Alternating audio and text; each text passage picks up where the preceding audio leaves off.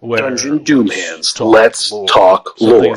The podcast is going to happen here.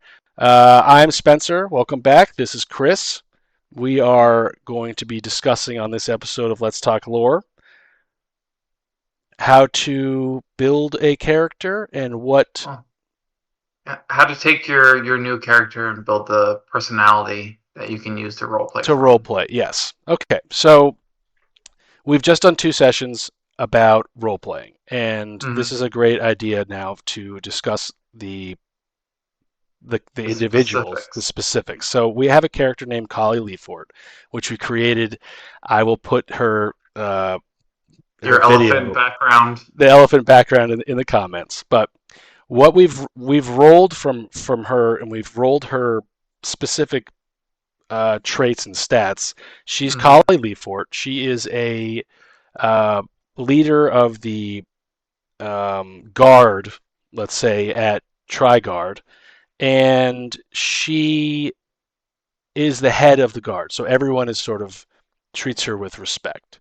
But with the random rolls that we took from the Game Master's random table for NPC building, she has an athletic build as an elephant, which is hilarious. She carries around a golf. She's relies on the kindness of strangers. She imposes fear on the people around her, I think it was. Imposing fear on something she built with. Well, and then, yeah, go ahead. I didn't realize that was part of her rolled tables. I just ran with that. Yeah, but it made everyone afraid of her. Yeah, so that's hilarious. That means you're playing her correctly. You're playing her true. We built this character based on a couple roles, but that's not what we're talking about. What we're talking about is, Chris, how do you take what you just read and translate that into actual role playing in a game? Right. Okay. So she's relying on the kindness of others. She has this big title, this important job, the head of her job in a big city. And how did she get? It's a massive city. It's the most technologically advanced city. So where are the characters from? What their job is? Essentially, what their goal is.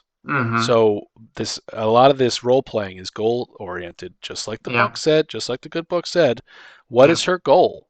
And her goal is to maintain her status as the sentinel of the Knight's Guard.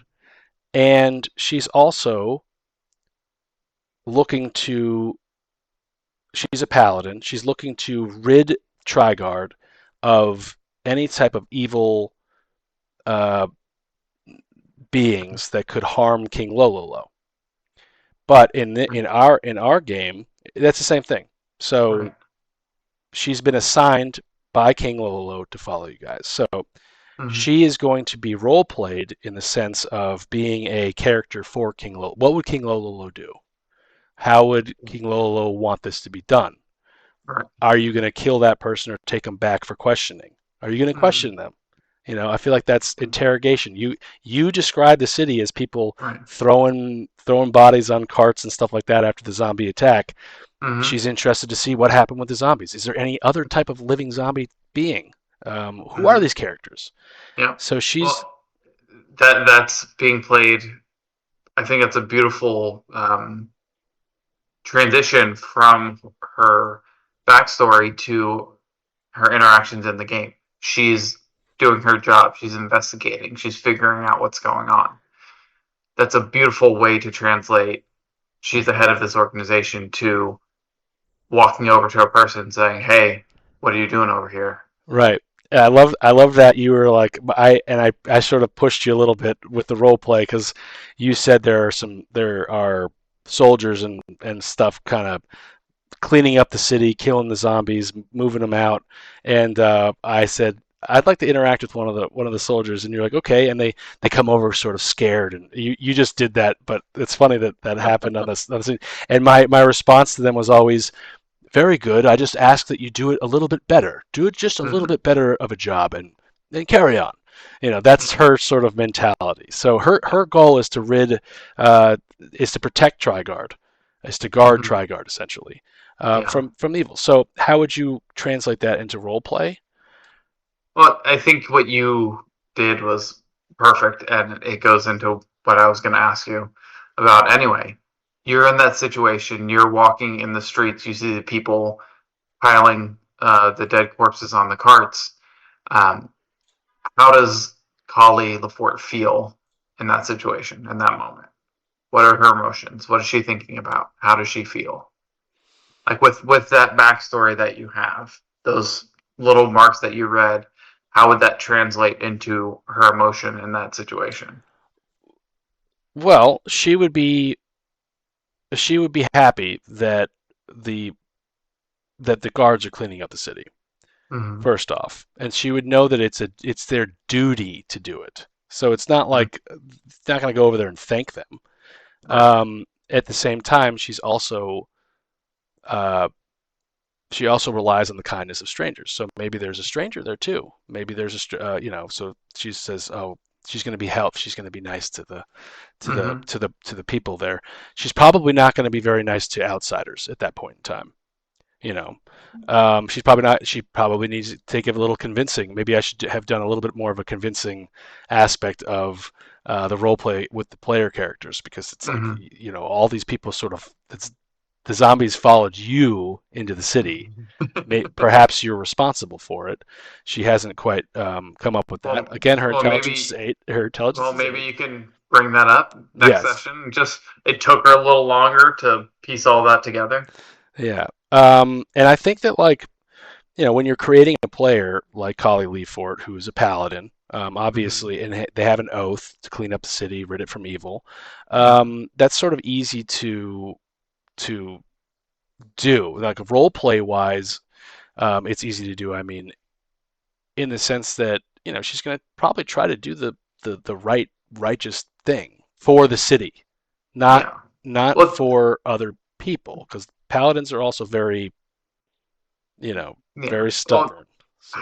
The question I have is, while you're doing those very standard paladin following your quest, how do you bring her personality into those goals, those interactions? That's interesting. Because that's where I feel that role play becomes more than just going through the motions of like, oh, you're a bad man, I'm going to smite you, get out of here. Of like, there's something else to your character, to Kali, and there's something else to that interaction that they have. Like with the guard watchman, you went and you were interesting, and you said, and do better next time. Just do a little bit better.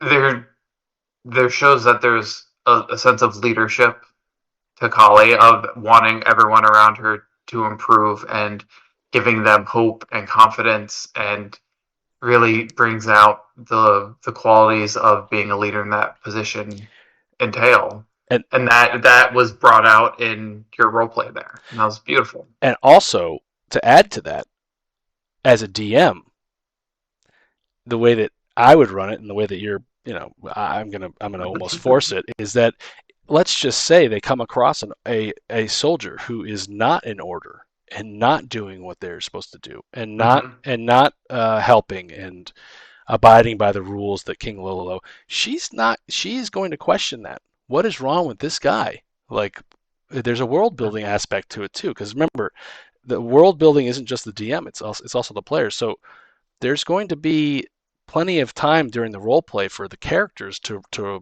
wield their power and build the world through the role play.